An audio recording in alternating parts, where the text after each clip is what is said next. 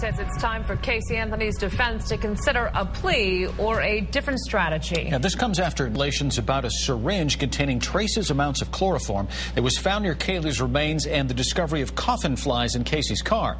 West 2's Bob Keeling joins us live with more. And Bob, the defense is still maintaining someone else put Kaylee's body in the woods. Yeah, that's right. And a defense attorney we've been consulting, Jim, says it appears they're ignoring mounting evidence that Casey was driving around with Kaylee's dead body in the car. And now, as you mentioned, what he calls a smoking gun, a hidden syringe containing traces of chloroform.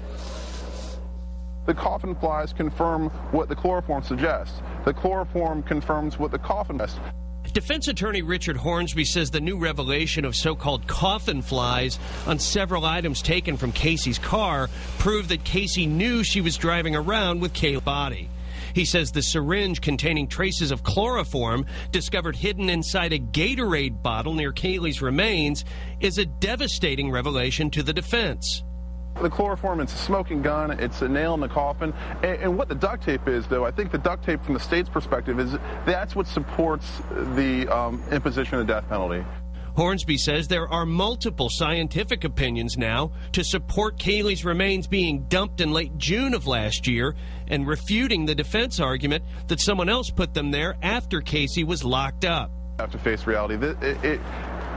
All the pieces are in the puzzle now, okay?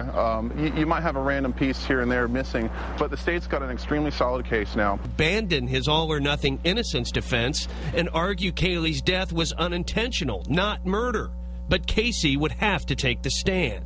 In order to put on any accidental type of defense, she has to testify. I'm not so sure that this defense team is even looking in that direction. For their part, Jose Baez and company can certainly argue there was all kinds of unrelated trash in the woods, including a bullet found near the remains. Still, Hornsby says the chloroform has come up too many times in web searches in the car, in the air in the car. Another coincidence. All new at 6, we'll look at how and when this mystery syringe was discovered and look at the question of whether it may be the murder weapon. Live in the newsroom, I'm your news. Back to you.